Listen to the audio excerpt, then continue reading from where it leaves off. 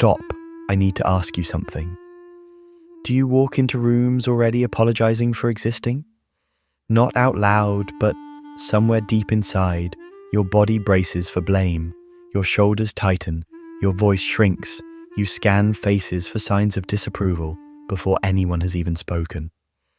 From the outside, it looks like insecurity, but inside, it's something far more ancient, a weight you've carried since before you could understand what it was, a role that was assigned to you, not by choice, by function.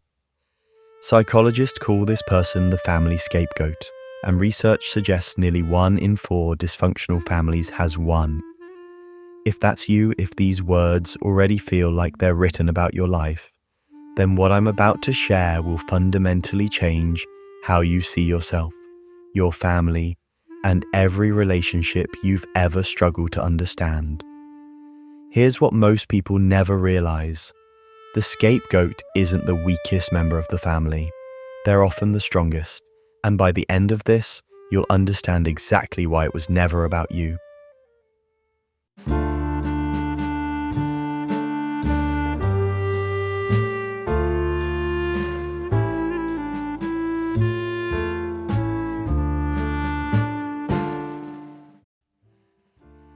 Let me paint you a picture. A family sits around the dinner table. The conversation seems normal, the food is warm, but underneath the surface there's a tension no one acknowledges. The father sighs too heavily, the mother avoids certain topics, the siblings exchange glances that carry years of unspoken history.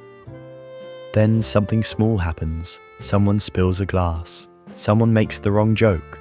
Someone simply exists in the wrong way at the wrong moment. And suddenly all eyes turn to one person. Not because they caused the problem, but because the family needs somewhere to put their discomfort. They need a container for the emotions no one wants to own. They need a target. That person becomes the scapegoat. Psychologists have a term for this mechanism. They call it projective identification. It's when a family unconsciously selects one member to carry the emotional weight that everyone else refuses to hold. Here's how it works. If the parents feel shame they cannot face, the scapegoat becomes the one who bears the shame. If the family carries anger that they cannot express, the scapegoat becomes the one who is angry. If there's a sense of failure no one wants to acknowledge, the scapegoat becomes the failure. The role isn't about truth, it's about function. And here's what makes this so devastating. The scapegoat doesn't just receive blame, it also becomes a target for blame. They become a mirror, but not a mirror reflecting who they actually are. A mirror reflecting everything the family cannot accept about itself. Think about what that does to a child's developing brain. Every day they're told through words, through silence, through the way eyes land on them differently, that something is fundamentally wrong with them. Not wrong with the family, wrong with them. And over time, they start to believe it. If you've ever felt like, no matter what you do, you're always the problem, if you've ever wondered why your efforts are never enough while others seem to get praised for far less, then you already know exactly what I'm describing. Type 1 in the comments if this resonates with you. Type 0 if this is completely new. Because what I'm about to reveal next might explain patterns you've carried your entire life without ever understanding why. Here's a question that haunts every scapegoat. Why me? Why not my sibling? Why not someone else? What did I do to deserve this? And here's the answer that will either break your heart or set you free. You weren't chosen because you were the weakest. You were chosen because you were the most threatening. Let me explain what I mean. Every family, like every person, has a shadow. The parts of themselves they hide, the truths they deny, the emotions they suppress, and usually families develop elaborate systems to keep that shadow invisible. The golden child performs perfectly, so no one questions the family's worth. The peacemaker smooths over the conflict so no one has to face the tension. The invisible child disappears, so no one has to see what's missing. But the scapegoat sees. Maybe you were more sensitive and the family couldn't tolerate vulnerability. Maybe you were more honest and the family couldn't tolerate the truth. Maybe you asked questions no one wanted to answer. Maybe you felt things no one wanted to feel. Your very existence threatened the family's carefully constructed illusion. And so, without anyone consciously deciding it, you became the designated carrier of everything they couldn't face. Now, not every scapegoat is chosen the same way. Sometimes it's the oldest child who becomes the test case for every parental fear and insecurity. Sometimes it's the youngest who disrupts the family's settled patterns. Sometimes it's the one who looks different, thinks differently, loves differently. Sometimes the role shifts. Today, one sibling carries the weight, tomorrow another, but the function remains the same. Someone must absorb the tension so the system can survive. What never changes is this: the selection reveals the family's deepest wound. Whatever quality the scapegoat possesses, that quality is exactly what the family cannot integrate within itself. This is why scapegoats are often the most intuitive members of their families, the most perceptive, the most emotionally intelligent. Because they had to be, they were constantly reading the room, sensing danger, trying to understand rules that kept changing without warning. But that same sensitivity that made you the target, it also made you the truth teller. Truth tellers are often dangerous in families built on denial. So instead of listening to you, they silenced you. Instead of embracing you, they exiled you. The one who could see most clearly became the one who was told their vision was distorted. And you started to believe maybe your perception really was broken. But it wasn't, and what I'm about to share next will prove it. Now let's go deeper, because the scapegoat experience doesn't just affect your emotions, it fundamentally rewires your nervous system. When a child is repeatedly blamed, criticized, and rejected, their brain learns a specific lesson. The world is not safe, connection means pain, being seen means being targeted. Neurologically, this creates what researchers call a hypervigilant stress response. Your amygdala, the part of your brain responsible for detecting danger, becomes overactive.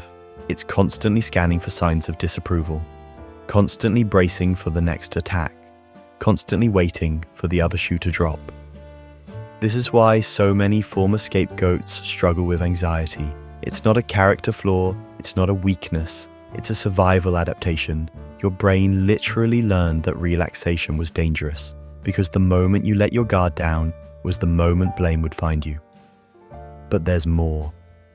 Children who are scapegoated often develop what psychologists call a false self. This is a protective mask designed to minimize attack. It might look like people-pleasing. It might look like overachieving. It might look like making yourself so small and agreeable that no one has a reason to target you. The false self whispers, if I can just be good enough, maybe I'll finally be accepted. But deep down, beneath that mask, your real self is suffocating, waiting, wondering if it will ever be safe to exist. And here's the cruel irony that keeps so many scapegoats trapped. Many spend years, sometimes decades, trying to earn approval from the very people who assigned them the role. They try harder, they explain more, they bend themselves into shapes that don't fit, hoping that this time, finally, they'll be seen for who they really are. But no amount of proving can rewrite a script that was never based on truth. Because the scapegoat role was never about what you did. It was about what the family needed you to be. And that distinction changes everything. Now, I promised you something at the beginning. I said the scapegoat isn't the weakest member of the family. They're often the strongest. Here's exactly why. The scapegoat is the one who carries awareness. While everyone else participates in denial, the scapegoat sees what's actually happening. They feel the tension others pretend doesn't exist. They know the family's truth even when no one speaks it. That awareness is exactly what made them the target. But outside the family system, that awareness becomes their greatest gift. think about it. Scapegoats develop extraordinary empathy because they know what it feels like to be misunderstood. They develop deep intuition because they have spent years reading unspoken dynamics. They develop resilience because they survived environments that would have broken others. Many scapegoats become healers, artists, therapists, writers, and leaders who understand human complexity because they lived it. The very pain that once crushed them becomes the source of their depth. And here's something even more important. Research on family systems shows that scapegoats are often the first ones to seek healing. Why? Because pain forced them to. While the golden child keeps performing and the peacemaker keeps smoothing things over, the scapegoat is the one who finally says, "Something is wrong here, and I need to understand it." They become what family therapists call cycle breakers, the ones who refuse to pass the dysfunction forward, the ones who do the difficult work of facing the shadow, rather than projecting it onto the next generation. If you're watching this video right now, if you're seeking understanding about your own experience, that's not a weakness, that's the scapegoat's hidden power in action. You are already doing what no one else in your family was willing to do. If you've ever been the cycle breaker in your family, type "breaker" in the comments. I want to know how many of us are out there, doing this work, refusing to pass it forward. So how does a scapegoat actually heal? It starts with one fundamental shift, truly understanding, that the blame was never about you.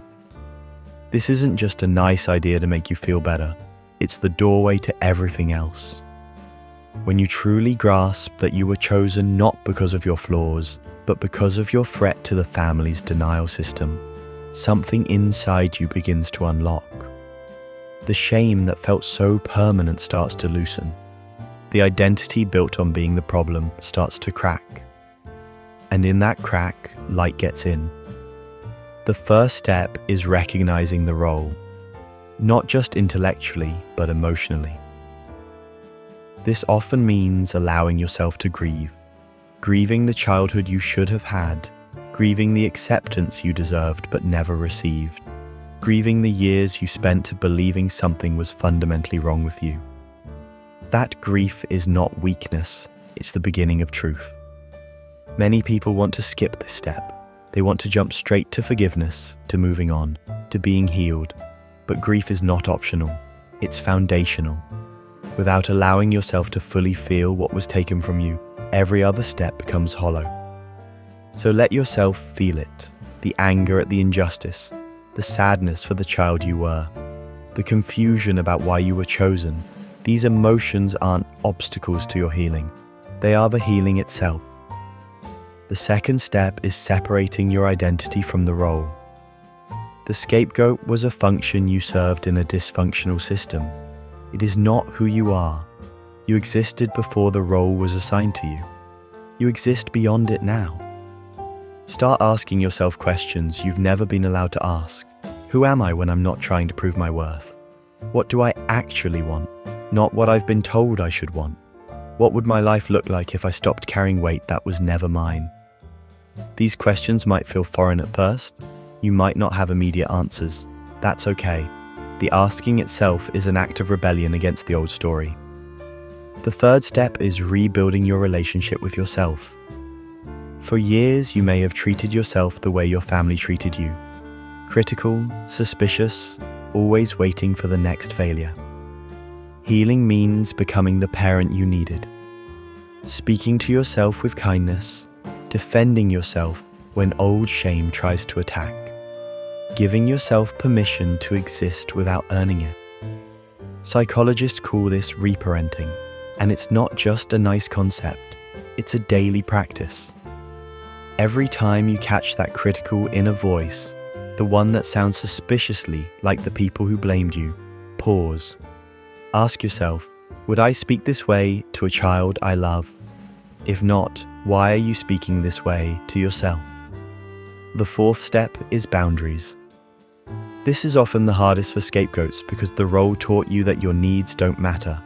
that protecting yourself makes you selfish, and that saying no makes you the problem again.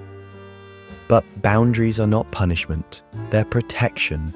They're the way you teach your nervous system that you are no longer available to carry what isn't yours. Sometimes this means limiting contact with family members who still see you through the old lens. Sometimes it means leaving conversations that feel like traps. Sometimes it means accepting that you may never get the acknowledgement you deserve from the people who hurt you. And that's okay. Kina ave, because here's the truth that will set you free. Your healing doesn't depend on their awakening. Your freedom doesn't require their permission. The fifth step, and perhaps the most transformative, is building new relationships based on truth. The scapegoat often enters adult relationships already expecting rejection. They may unconsciously choose partners who confirm their deepest fears. They may push away people who actually see them clearly, because being truly seen feels like a threat. Healing means learning to tolerate being loved. It means staying present when someone treats you well, instead of waiting for everything to fall apart. It means believing, slowly and imperfectly, that you deserve a connection that doesn't require you to shrink. This takes time, it takes courage, it takes patience with yourself when you stumble. But every healthy relationship you build rewrites a piece of the old story. And eventually, the new story becomes louder than the old one. Let me leave you with this. If you have been the scapegoat, you carry something inside you that no one in your family could take away.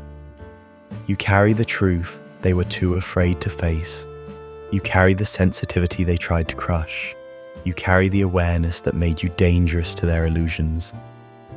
And now you get to decide what to do with it. You can continue to carry their projection, living inside the role they assigned you, measuring yourself against standards that were designed to make you fail. Or you can set it down. You can recognize that the script was never yours, the shame was never yours, the brokenness they saw in you was their own reflection, not your truth. And you can begin to write a new story. A story where your depth becomes wisdom instead of a wound, where your sensitivity becomes a compass instead of a curse, where your difference becomes the very thing that sets you free. The world doesn't need you to keep playing the scapegoat. The world needs you to become who you were before the role was forced upon you.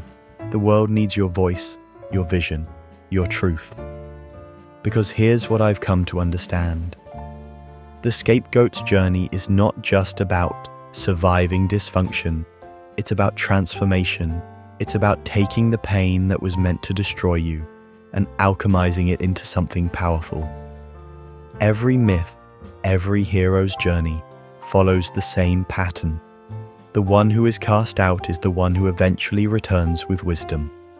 The exile becomes the sage, the rejected one becomes the guide.